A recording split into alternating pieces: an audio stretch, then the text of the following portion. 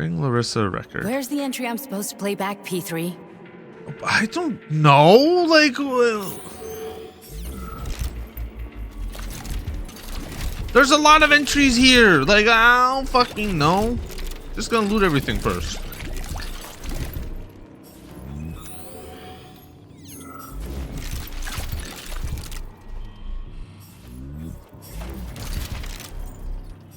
Now, granted, there's definitely a chance that I will go through all 43 of them. What the fuck? Hold on. Okay. Hypothetically speaking, thanks to today's discovery of supplementary biphoton quantum entanglement, it can actually send this layer into the past, say 30 years ago, to myself at this very terminal. For example, I can write a message to myself dated June 9, 1955 and saying, "Run, the robots have revolted, save yourself." Unfortunately, this is just a theory. We're actually quite far from actually communicating with the past, so I'll have to carry the memory of that day until my death 36 years from now, or 63 years from now. After the incident, plutonium's brain was no longer suitable for a spark polymer extension. So I designed a similar polymer-based brain function extension for him called Voskhod. Cheriton, may he rest in peace, would be pleased to hear that his designs had not been wasted. Okay. Review 500. Plutonium is recovering following neural adjustment and the installation of the Voshkov model. He has no memory of his wife, the events in Bulgaria, or any of the other data that you indicated. He is in extremely tenuous psychological and emotional state. As an active Argentum agent, he is already fit for duty awaiting your orders. They're talking about me, aren't they? P.S. Unfortunately, during a key phase of the adjustment, an employee expressed sympathy with the agents, describing them as returning from their ordeal as crispy critters. This expression has since become an inexorable part of the agent's psychorhythm. Yeah, they are definitely talking about us. Just because of that. If necessary, we can perform another adjustment in order to fix this linguistic oddity, but it would take time.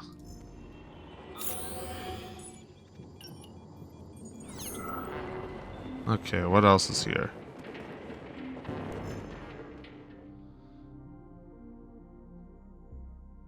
Are you cheating again? You sank my aircraft carrier, E3. You sank my submarine, D8. What are you, simple? You got a hit on A10.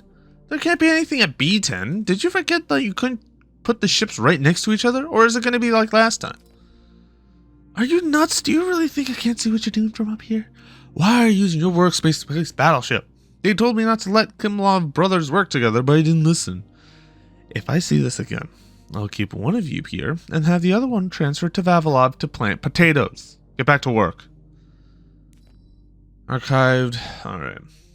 Vice is a psychological condition, and the magnus opus of the opium of the masses, the Bible, is demonstrated clearly, if indirectly. Man learned of vice not after eating of the mystical fruit, but after coming to know himself. The body dictates vice to us. We want to procreate, so we become... okay, we become terrible people. We want to eat, so we steal money and food. We want pleasure, so we surround ourselves with senseless luxury. Man is not given to vice on his own. What pushes him towards it is his limited primitive shell, which requires food, sex, drugs, and care. Drugs? I don't think so. Only the brilliance of pure intellect can illuminate mankind's path forward. Because man is not a body, he is a way of thinking. Radio of the Future. Excerpt from paper by Lebedev. Lebedev? Yeah, Lebedev. In response to those who are curious about the radio of the future, yes, we really can listen to radio broadcasts from the future. Literally. How does it work? If you read any of my previous papers, you'll find out. But if you're not really interested in the technical details, are you? You're interested in what it can do for you. If you want... hold on. You want to know if you buy a lottery ticket knowing that it will win or avoid a nuclear holocaust, am I right? It's not that simple. What we're hearing is a probable future. What could happen in 10, 30, or 50 years based on what's happening right now. But we have never, I repeat, never heard the same broadcast twice. A week ago, the Soviet Union crumbled in 1989 and ceased to exist as a country. This morning, we heard a presentation by the General Secretary of the Communist Party from 1999. One day, we intercepted an emergency message about the launch of nuclear missiles at 1976. I was horrified. So they're kind of off by like 3 years, but it's pretty close. The future does not exist yet. Please remember that. All we can hear is an echo to an infinite quantumized multivariance and extract the most frequently repeated tendencies from it.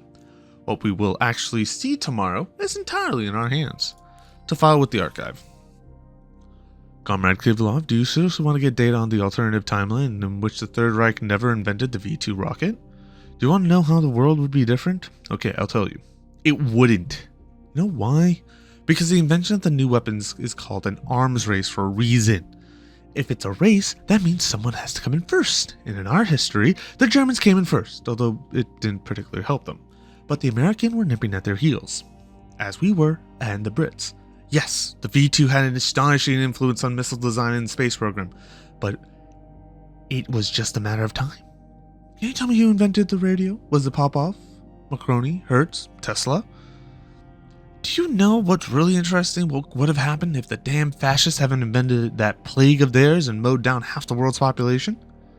From now on, don't bother with the alternate prediction department with childish questions in the vein of who'd win a fight, a shark or a bear? P.S. The bear, obviously. Well, I mean, you know, there's that.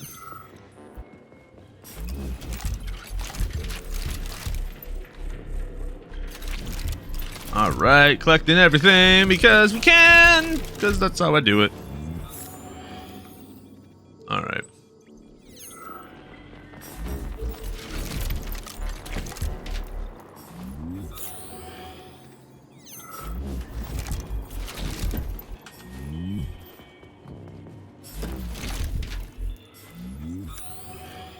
Alrighty.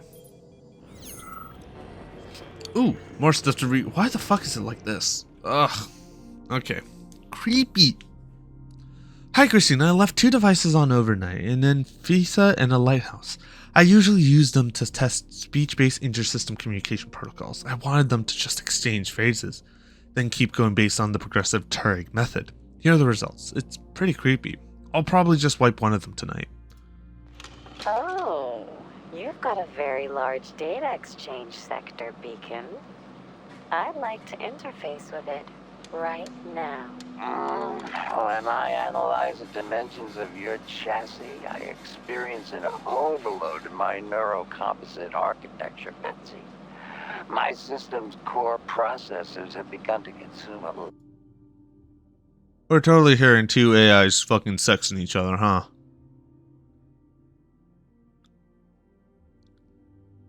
Well, I mean, it's not out of the realm of possibilities. We did hear a dead cow's polymetric echo like a couple episodes back. Well, more than a couple episodes, but you get my point. large quantity of electricity.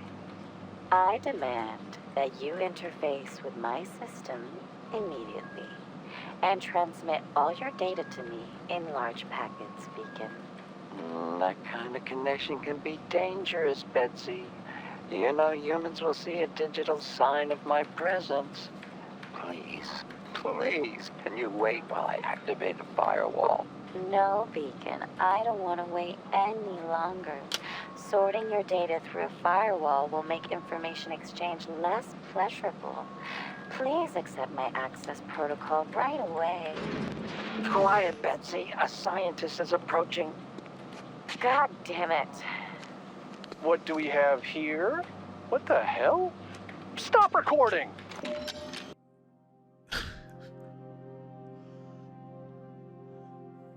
Talk about a lab tech cockblock.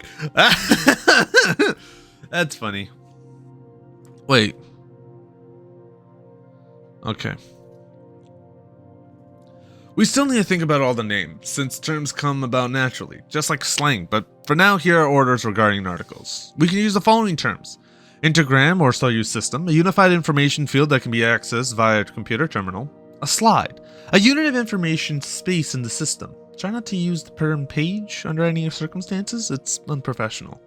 Application, a small program that grants the users access to certain functions. Do not use the following terms. Social network, Soviet Unions do not have access to any network, socialist or otherwise. Come up with something clearer. Glitch, what kind of a word is this anyway? Sounds like nonsense. Use error, malfunction, or some other normal word. Stylus, I keep seeing this bourgeois faux Latin word. Use pen or light pen instead. While designing the latest Android models, we have had to focus not only on utilitarian tasks, but also the commercial viability. Our products are exported all over the world, and they need to look and feel like something from the Soviet Union. In other words, we need to focus on the Americans call design. We spent a long time discussing which elements will be the most recognizable when it comes to robot names, designs, functions, and etc. And then all these ballerinas, Natashas and such started showing up. Everything from a robot's appearance to its quality should scream made in the USSR. I really just sound like a fucking shitty salesman that you'd listen to like on the radio.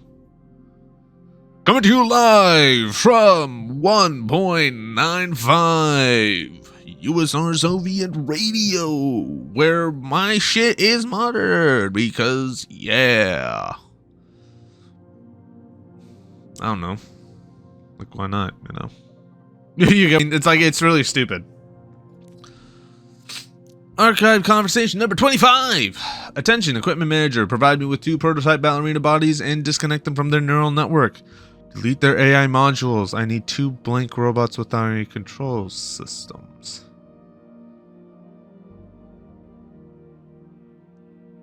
Dr. Sechenov to Victor Petrov. Hello. Incorrect terms.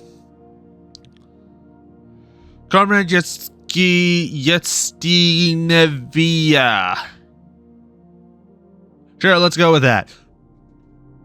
I've been seeing more sloppy use of the term in our publications again. Remember, robot is a general term for any manufacturing mechanism based on robotics. It's an automatic device designed to perform various mechanical operations that act accordingly to a previously established program. An android is a humanoid robot with various functions. You keep mixing every robot that can communicate with an android. Please be more mindful of this. The term bio-robot has been prohibited by Konrad Sechenov himself and may not even be used in any way. Words like automaton, doll, and machine have no place in our publications. No, they do now. Could have been worse. They could have been called sex toys. I mean, technically they are in this world. I digress. About Nochkin. This is really cruel, Maria. I get it. Nochkin is like a pig, but this is just unprofessional. What if he actually goes to the supervisor, or even worse, Sechenov, and starts talking about how his work is magically cataloging itself? Then, when they see who's doing it and find out it's all just a nasty prank, what are you going to tell them? That Nochkin seduced you in Garga and wouldn't marry you, so you started sabotaging the lab? You need to stop. If anyone asks me about this, I won't cover for you. It's happening again. I'm serious, Maria. It's happening again. My catalogs are splitting up and restructuring themselves on their own. I measured it, and I've got a spreadsheet. I think the archive is operating like Kollektiv, only separately. What if we accidentally create a self-learning system that can think and make decisions? I mean, with all the other insane stuff going around here, does that really sound like crazy? I'm going to try and run a reverse Turing test on it. I haven't slept in 72 hours, but if I'm right, we're all getting a promotion. P.S. Sorry again about what happened last winter.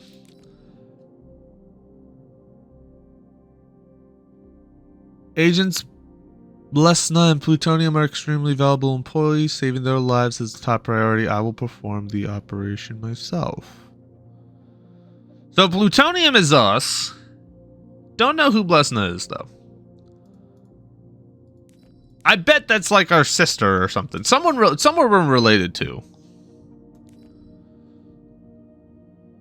On behalf of the facility management and myself personally, I would like to congratulate you all on magnificent beginning to this reporting period.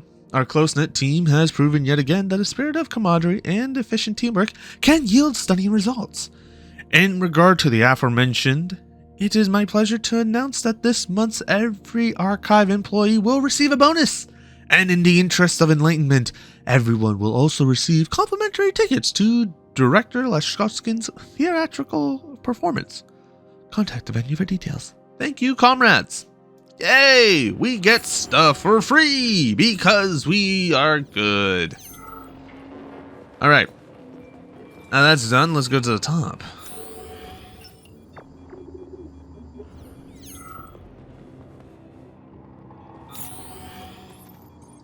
Okay, we're not gonna pick that up first. We'll do that later. Yes, I'm going to read through all of this. Shut up. It's how this works. Let me do this. Again, it's likely I'll just like highlight this video as like, oh hey, I'm reading. At least like half of it's gonna be reading. As you know, I'm extremely old, and believe me, as a man who dedicated his entire life to science of life itself, no one is more surprised by this than me. What I mean to say is that the seduction of longevity, which I am subject to, and to which I have no doubt any living being will similarly have pursued, now seems monstrous to me. Back then, when I first met Dmitry Sechenov as a patient on his operating table, I could never have imagined I might feel weighed down by the burden of life he worked so hard to save. No, my friend. There is no joy in a long life, much less an eternal one. Like a shark living in icy water for half a millennium, I am now swimming in the incessant flow of life, able to only observe the achievements of colleagues whose names I can barely recall, trying to remember those who came before and whose names are lost forever to history. This lengthy forward leads me to my conclusion, Comrade Nitkin. Your request to undergo life-extending procedures is officially denied. Please do not pursue this matter any further. There is no point. So it's actually kind of funny when they talk about that, because ultimately people have kind of realized that the mental capacity for a regular human brain is not as much as what people think. Yes, it's able to store, I think, something around like 5 or 6 petabytes of data. That's like always evolving and everything like that. Like, it is one of the biggest and most brain intensive processes in your body.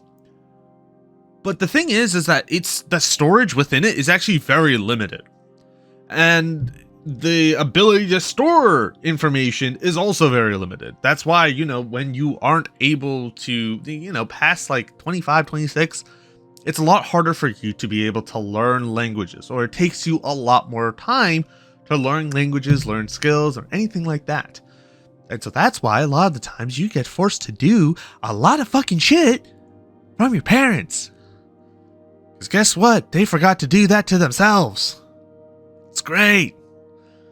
But yeah, like the whole point of it is that you normally, like on average, people have estimated that the brain's mental capacity can store only up to 90 years worth of information. Approximately, give or take, like, a year or so, depending on the health of the person. Sometimes it could be less, sometimes it could be more. It's hard to determine specifically, but they said approximately it would be around like 80 to 90 years. So if you try and extend your life longer and longer, eventually there's going to be points where it's like you forget who you are, technically. Like, there is going to be a point where you're not going to remember who you were. Especially if you're like this one person the entire time. You don't know who you are in the beginning. That's something that people have really thought about when it comes to like long life, is because it's like there's so much information that you're gathering. Where the hell are you going to store it? Especially if you're going longer than expected. But anyway, back to what I was saying, for me being... Oh, that's just a fucking list. Wait, hold on. Pavlov. Experimental department. 6 increments. Okay. Alright, troubling issue. Vivisection is a cruel procedure that justice considers unethical. When I begin an experiment that will result in the death of an animal, I feel a profound sense of regret at cutting short an exuberant life and acting as the execution of another living being. When I cut into and violate the... What the fuck kind of language is this? When I violate a living animal, I must smother within myself the biting reproach that I am with my coarse and disrespectful hand breaking a machine of transcendent artistry. But I do this in the pursuit of truth to help my fellow man. However, in recent years, I've begun to suspect that certain similar experiments are being conducted at my complex without my knowledge, of course. Not on animals, but on that fellow man himself. Due to my frailty and hectic schedule, I've been unable to confirm these suspicions, for which reason I request that you immediately send me any archival information about any such acts transpiring on the premises. Needless to say, if this practice does and in fact exist, I mean to nip it in the bud. Confidential. Vital, you know that Comrade Pavlov has been a little anxious lately, and I'm aware that he keeps sending you requests for archival data on various projects from Pavlov, especially on the thresholds of the launch of Kollektiv 2.0. So I've got a little request for you. Comrade Pavlov is, shall we say, getting on in years. We should try and keep his worries to a minimum. He's a talented scientist, but he's become painfully sentimental in recent years. If you get any requests regarding particularly complex issues, just stall him for a little bit and tell me right away. I'll make it worth your while. Certain dissonance. Progress by leaps and bounds have become typical in humanity in this challenging 20th century. Against the background of tremendous inequality, breakthroughs in science and technology can seem not just astonishing, but even insulting. But this is a sociological and political matter. Right now, I want to contemplate the issue of the individual who, feeling himself in a state of accelerated freefall, is being flung forward faster and faster by progress. Much like the pseudoscientific fears voiced when the railroads were being built, when the suggestion was actually made that the sight of the landscape whizzing by at 50 kilometers per hour would drive passengers mad, I am beset by similar predictions. Just 25 years ago, more than half of all Soviet citizens were illiterate. Today, we are flying into space. What awaits us tomorrow? What will we have time to catch our breath before our next great leap? Data deleted. Attach file. As a young man, plutonium, now P3, was confident and funny, which played a key role in his assignment to Argentum. He was a promising operative, but lagged behind many other candidates in a number of ways. However, the positive influence and infectious good humor he imparted to his fellow servicemen, especially in comparison to the more morose Commander Kuznetsov, served as a compelling reason to recruit him.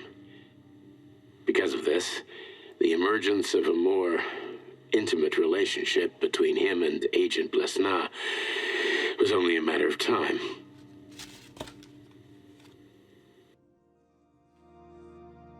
So now we know. Agent Blesna is actually our girlfriend or wife, one of the two. I don't know what, but either we got married or we were planning on getting married before before P3 lost the memories. Top secret archive chronology of the Zakharov incident. You don't understand me, or is it that you don't want to? Or are you afraid of losing the man who will give you your brilliant future? No, I am not particularly fond of the human race you love so dearly, but that's not the reason, Dmitry. I'm the only one who can sort out all the finer points from the inside.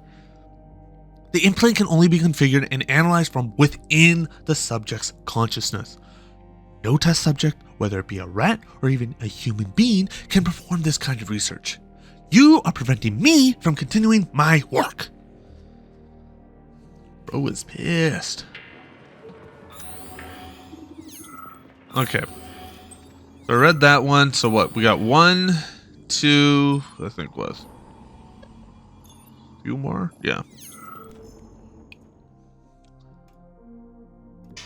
Yes, it's part of the experiment. You won't see anyone. Not me, not anyone else. Okay, subject. You will now have a conversation with 2 young women. Their names are Betsy. That's me. And Olga. Hello. I need you to talk to them and tell me which of the young ladies you spoke to is not a human being, but an artificially generated voice. Is that clear? Yeah, sure. I get it. You may begin. So, Betsy, do you have any kids? I'm afraid not. But I want to have 2 when I finish my internship in about 3 years or so. Huh. Okay. And here's the last one. Olga, could you ever kill someone? Me? I don't know. Maybe if they were an enemy or trying to hurt people. Yeah, I guess I could do it to protect the motherland. Excellent. We're done here. So, which of the 2 young women you spoke with is a machine? I think it's Betsy. Yes. So, you think Olga is human? That makes sense to me. Please note that I never told you that either of them was human. So they're both machines? Actually, none of the individuals you've spoken to during this experiment are human. Thank you for your time. Please escort the subject out.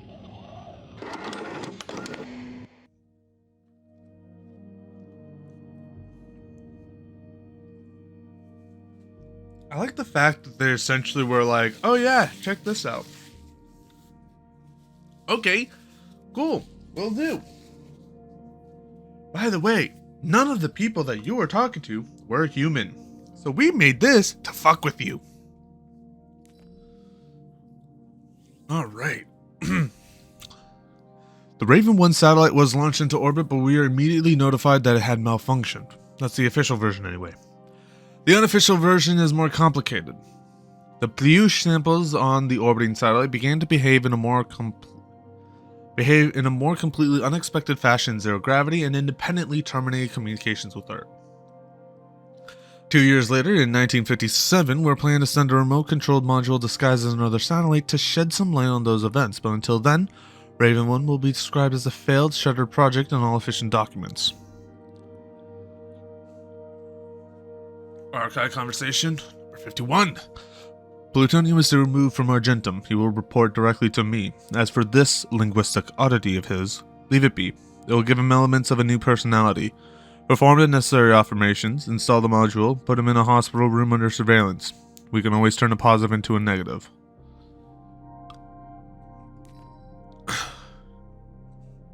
What's with these cartoons? Who are you planning to show this to? I cannot deny that the Pioneer is excellent, the Capitalist is also extremely convincing, but did you even read the assignment? These are supposed to be cute little cartoons about Argentum's amazing equipment, so every schoolboy would dream of becoming not only a cosmonaut, but also a stalwart defender of the motherland. You've got blood, guts, and death all over the screen. Does this really seem cute to you? Does it really seem light entertainment for kids? Regardless, some parts were certainly amusing. You're wrong, but these cartoons, well, simply won't do. You'll need to redo them from scratch. The composer will get a promotion, and the director will be sent to work at the Vavilov complex. Alright. One more. Then we go to the other side. About the article. Here's my opinion about your article on culture of instant messaging. All in all, I think it's well written. It's succinct, and it does a good job of explaining the concept of developing faster ways to transmit text. The comparison to mail, then the telegraph, and then the telephone, and then finally the terminal system is quite good. However, your frivolous dahlias with depicting emotions via text seems entirely out of place, or even theatrical. How do you imagine people will use punctuation to fill in a text-based message with emotional content? People don't even understand the difference between a dash and a hyphen, or a comma and a semicolon. And you want them to start using these characters to communicate their mood? That's totally absurd. Get rid of it. Ekaterina, I dread what you wrote about using a colon in parentheses to make a smiley face. It's a cute idea, but Krylov will never approve of something like that. I think you're better off doing it a different way. Remember how people used to abbreviate words on telegrams? Maybe if you just want to show you're happy, you can write hap. Or if you want to feel sad, you can just write sad. Think it over. XOXO, Maria. Archive conversation number 10. Dmitry, I read your plan to install me into an implantable module. I value your persistence, but I must repeat yet again, I have no desire for arms, legs, or the need to waste time eating and going to the bathroom. I'm fine, Dmitry. But your weak-minded desire to anthropomorphize everything under the sun is making me uneasy. Instead of thinking about how you want to put me into the head of some muscle-bound member of the Communist Youth League, why don't you find a way to cast off the burden of your own aging flesh? Excerpt from Technology from Kids. I like the fact that we essentially go from like this really deranged shit to, hey, here's a little thing from a kid's place, haha. From the comprehensive article of Technology for Kids about the facility in the West, smart educated Paulus Homo Sovieticus. Oh, Sovieticus, I guess. They're proud to have discovered this type of person, so they came up with this nice name. They also use this name to humiliate us and put us down. They don't realize that we've done something more. We were the first to breed this type of person, but in the West, all they can do is come up with new words for things, and they think this contribution to history is much more important than our accomplishments. The West's high opinion of itself is deserving of ridicule. P.S. As Sechenov's request, find references to Homo Sovieticus throughout the entire database and change it to Homo Futurium. Homo Futurium? In every instance. What the fuck? Man, these people have some weird ass names. I love that one. Okay, next one. Oh my god, there's so much. Holy shit. Okay. I've gone over the materials for the Science and Life articles. But in nature, there is no competition within the same species, only among different species. A wolf eats a rabbit, but a rabbit doesn't eat another rabbit. It eats grass. Nor does the wheat get in the way of other wheat. But wheatgrass, saltbush, and stow thistle are all different species, so if they show up somewhere where wheat is growing, they will take its food and compete with it. Who wrote this nonsense? Are you trying to embarrass the entire Soviet Union with this crap? Complaint. Dear Comrade Samushev, I'm utterly stunned by your careless attitude to the censorship of materials that have been published following your consultation in a number of periodicals. References to the complex as cut off from real life or having poor connection to our production facilities are simply false. Vavilov Complex is, first and foremost, a scientific institution that operates according to a specific plan.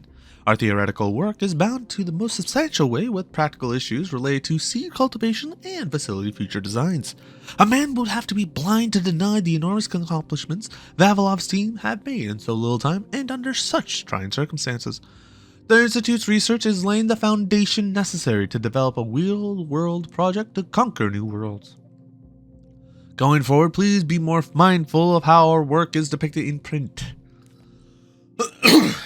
Okay, another thingy. Reports, I don't care. Submit to the archive. Project Hemlock has been halted and deemed unfit for further study. You are hereby informed that all materials pertaining to Hemlock are to be cataloged as top secret under designation A-2, organized and filed in the appropriate sections. Any further references to, in, other documents are to be redacted via standard system. Be specifically mindful of the information about any employees who are allegedly injured during the project. Delete the names of all the casualties. The excerpt from Life magazine. Despite its secrecy, Argentum, silver in Latin, has already become the stuff of legend in a number of European and American publications. Journalists are surprised by the extremely small staff, its incredible training and equipment, and its name, which is very atypical of the Soviet Union. You got to admit, compared to the abbreviations like Smersk and NKVD, it comes off as odd and clumsy. Rumors vary. The squad's soldiers are described either as enormous red-eyed bears who eat children or athletic blonde supermen, one look who have driven Hitler to dissolve the Reich and admit the German Übermensch's defeat. They're a mystery and will remain one, but we can say this much for certain. Argentum is currently the best trained Special Forces squad on Earth, and given the Soviets' plan, it could be the best trained squad in the solar system before long. Comrade Sechenov, following the events in Bulgaria, Agents Blesno and Plutonium both have returned in a coma. They are in a vegetative state and are not connected to the neural network.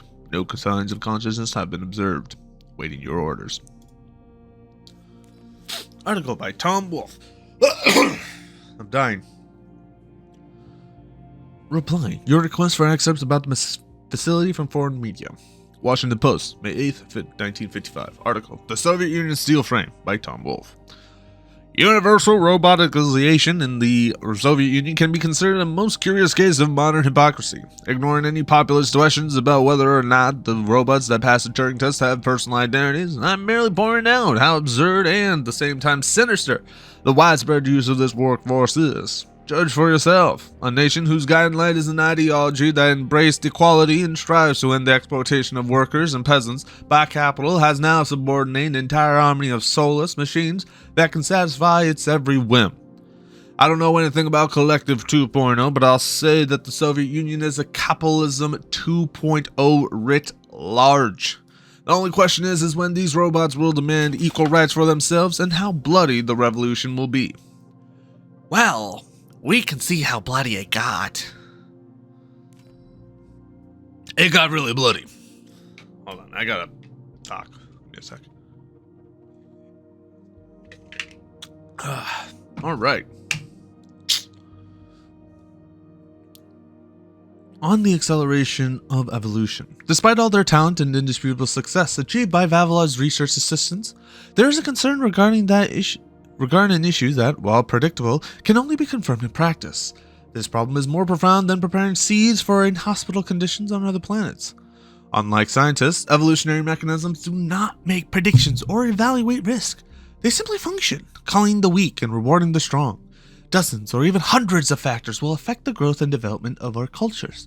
So it makes sense to suggest that while working with genetics of plants, we should begin by breeding them for faster growth and renewal, rather than trying to foresee every minor detail about them. We need to just give evolution a shot in the arm, and it will do the rest for us, which is always how it's been, by the way. Technically, yes, but how we would want.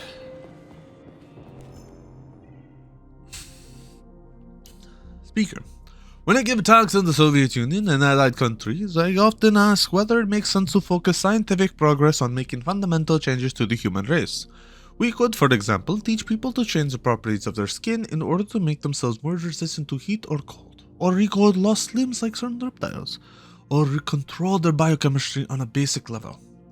In other words, to rephrase a well-known thesis, should we strive for evolution in the individual? From the room, skeptical laughter. My answer is no. I admit that this is the defeatist attitude, but my objective does not lie in some bourgeois conception of a man as the pinnacle of creation. We have access to powerful technology, and yet we should not alter ourselves to suit our environment. This would be a step backwards. Instead, we must perfect science in order to fully subjugate nature itself, whether it be here on Earth or somewhere else. Club minutes.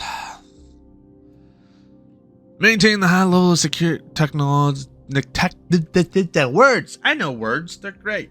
They're easy. I got a sandwich too, because I'm professional.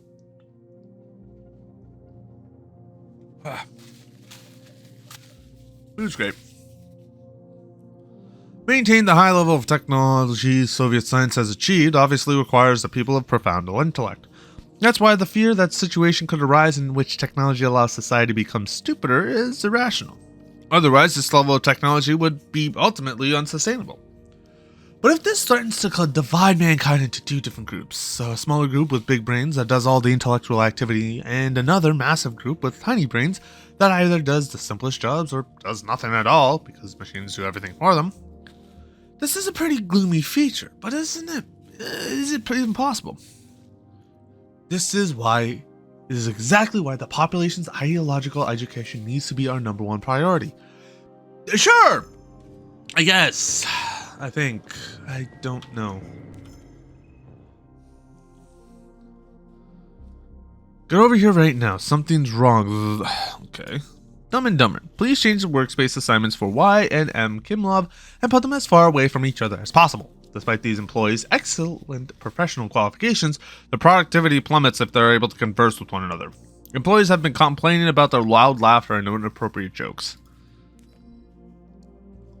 I am shocked. While these things at the facility usually shock me in a good way, this time I'm simply outraged. In the latest innovations in analyzing the structure of the future, you have allowed your lab assistants to make predictions of incredible accuracy and importance. And what are they doing? That's right, they're logging into our systems to hear the latest music from the radio of the future. I have no intention of disparaging the achievements of this project. Hearing music that will not be written for 30 or 40 years is truly a scientific marvel. But only for the layman.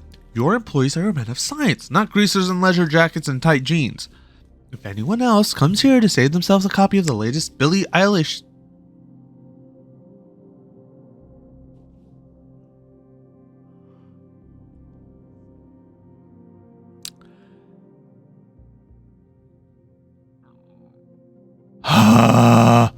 You actually had to make the fucking reference. That's funny though. Actually, wait, did they already make the reference? I don't fucking remember.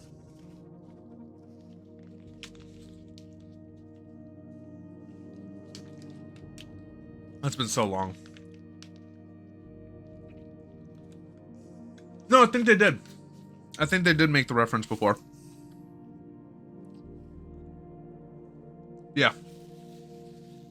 They should have. Missing components. Despite the obvious importance of the entire archive for Facility 3826, I have been unable to get authorization for additional shipments of superconductor materials for over a year now. Before the accident, Comrade Zakharov promised to solve the problem by his personal channels. My question to you, Comrade Supervisor, is, do you have such channels of your own, and could you perhaps solve this problem for me? If not, the Titan system might go belly up someday. Archive conversation. The agent says to have yielded impressive results. While immersed in limbo, this seemingly fragile young woman literally becomes an invincible fighter. The implications for training sabotage specialists, as well as our overall approach to secrecy, are enormous. The fighter's memory can literally be wiped without harming their skills or personality. The term sleeper agent will take on a whole new meaning very soon. Data deleted. Nechayev has emerged from his year in rehab a new man, with new habits and behaviors. For example, he's become fond of a certain euphemism. Crispy critters. It all started after one of the medics described him and Blesna as crispy critters during his recovery. He was still in a coma at the time. He suddenly leaped out of bed and nearly strangled the medic to death. The staff subdued him by shouting, "We're under fire," after which Plutonium ducked for cover, hit his head, and passed out. Ever since then, crispy critters has become part of his vocabulary. Could it be an example of psychological imprinting? Possibly. Upgrade. Message 7. Comrade Privilum, is there any way to automate cataloging on a software level? According to my calculations, I spend between 5 and 7% of the time it takes me to do my paperwork filing in dates and numbers. As a result, I waste about 45 minutes a day, or 47 minutes a day, which adds to about 1,260 minutes per work month, or about 21 hours. That's 2.5 work days I could be spending more efficiently. Have you lost your minds over there? Do something about this right away. P.S. I went to a psychologist for a checkup as requested. In total, my sessions took 11 hours, about 2 of which were spent on the smoking breaks. The psychologist found no deviations. Alright. So now we're done with all that reading. If you did skip this episode, if you skipped the previous episode, or, because it's like, they'll cut it. Hey, welcome back. We're actually going to be continuing the story now.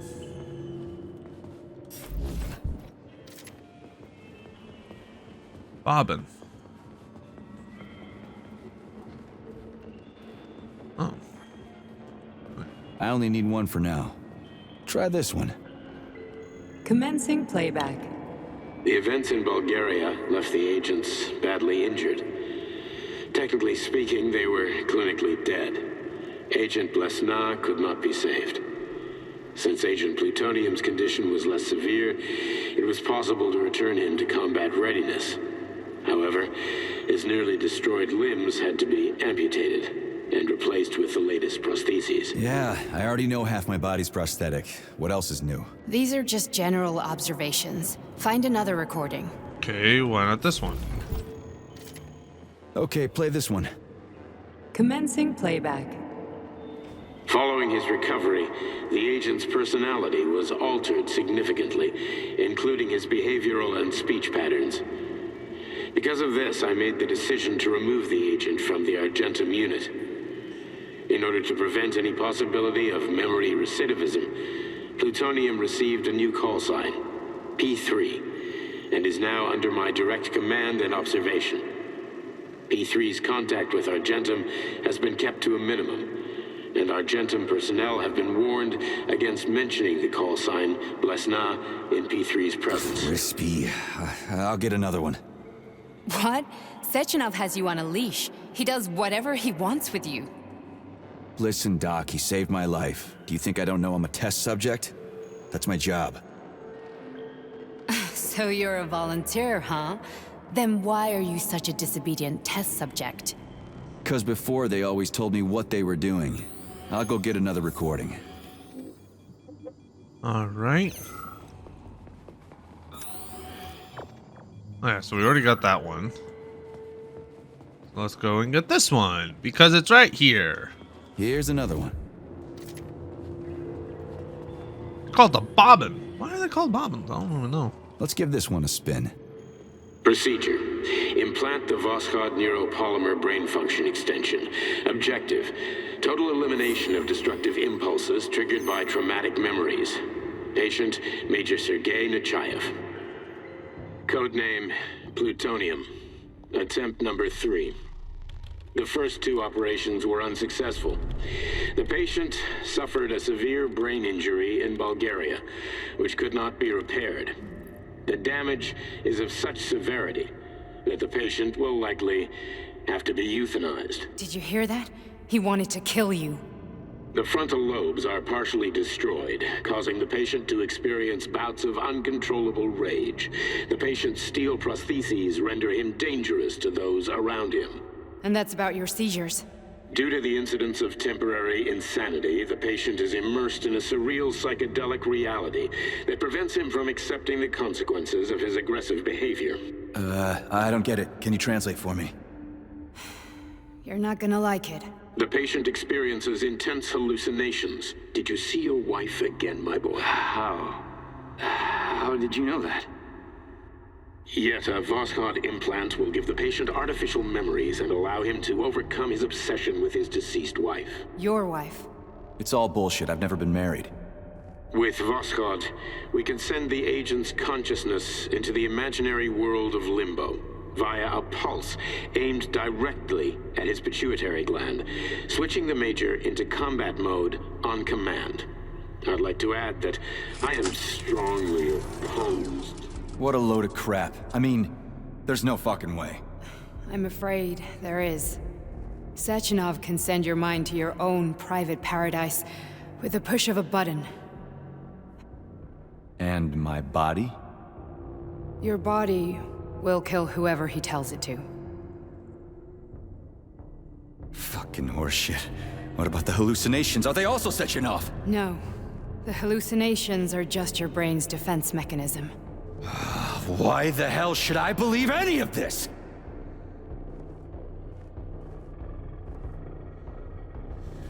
The boss would never do this to me. Yeah, right. Just like he'd never wipe your wife's existence from your memory. Just like he'd never design Kollektiv to be a mind control system. Who said Sechenov did any of that stuff? You can't even tell who's in that chair. If you don't believe me, go ask him.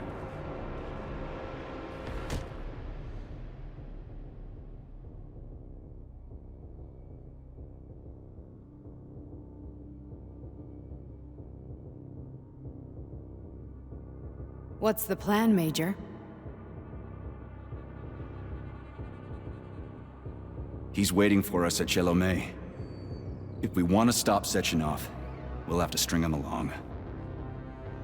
So you bring me there as your captive, and then what?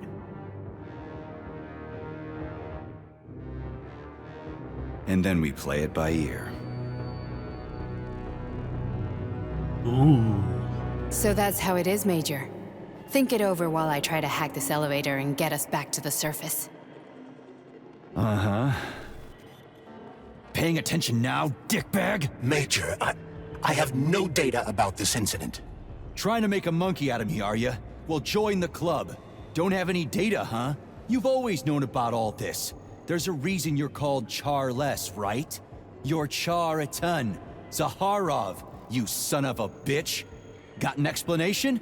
Huh? There's nothing to explain, Major. You're just as much a Charless to me as I am a perfect stranger to you. First, Sechenov murdered me. Then he turned me into a blob of polymer goo. Then he brainwashed you and manipulated you. How could I trust either of you? That's why I pretended to be the chatting artificial librarian. I wanted to see who was who. Yeah, well, I guess I would have done the same. So what are we gonna do now, huh? What else can we do, Sergei?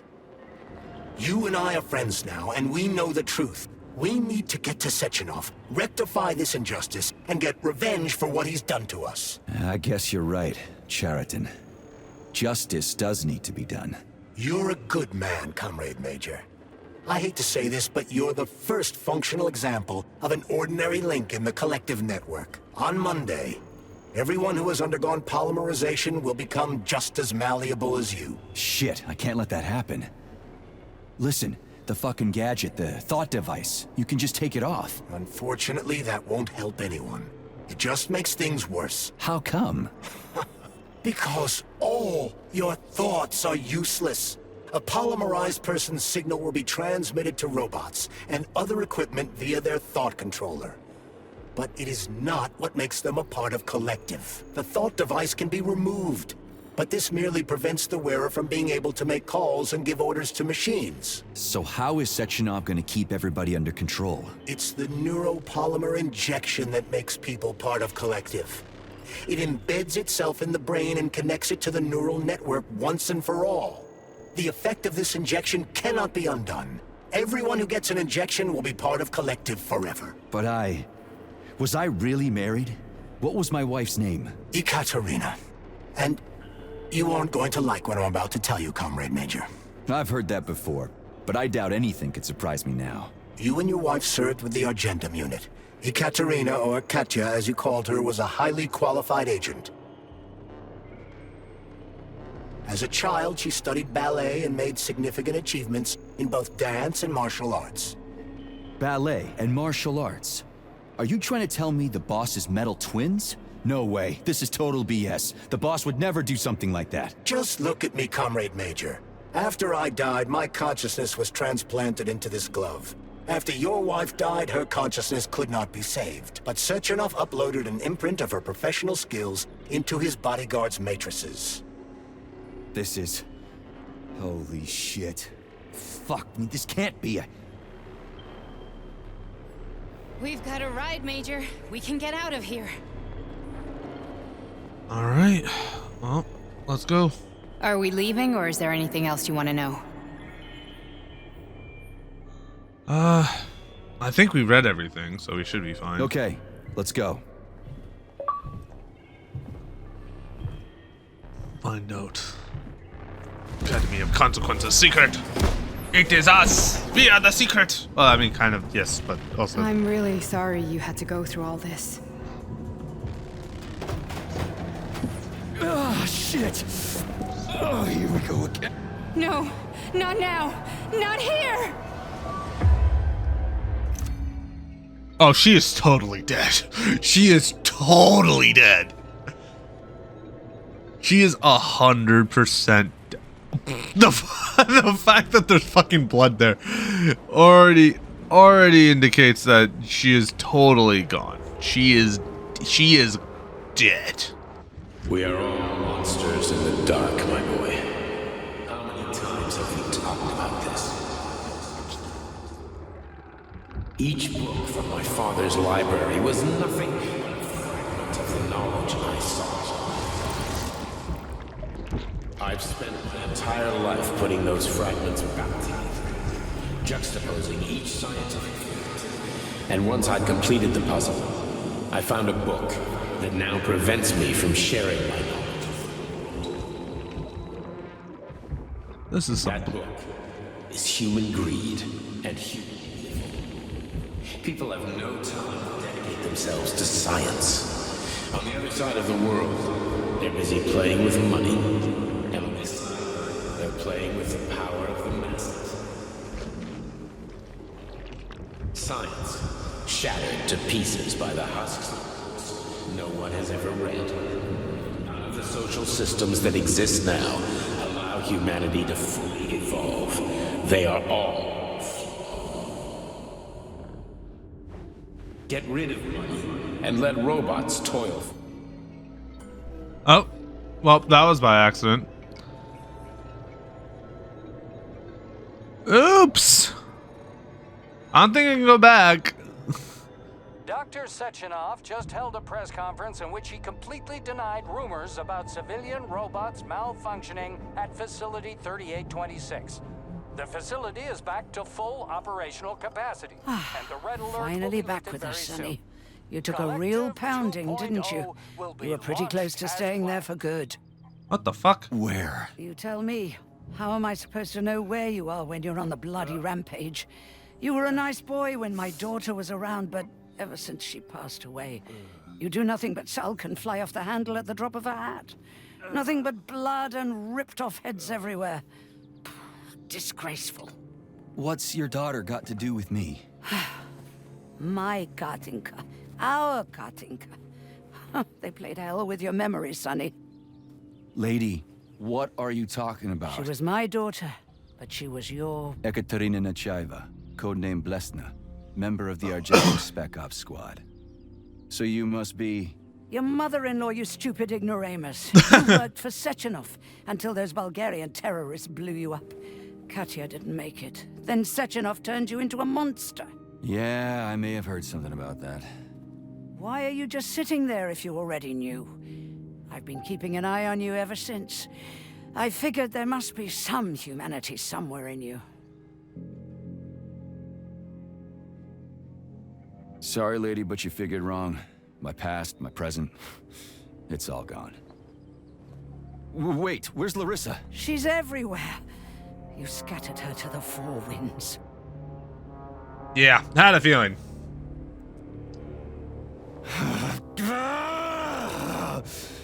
Fuck. Got a gun, lady. Does it look like I don't have one? What would you like? Anything'll do. I just need to blow my head off. Great idea. Just blow your own damn brains out and be done Stand with down, it. lady! Then Sechenov can turn everyone into mindless meatbags. First the Soviet Union, then the rest of the world. Fine, I get it. If you get it, then get up. I'll give you weapons, lots of them. But only if you promise me you'll put that freak down once and for all.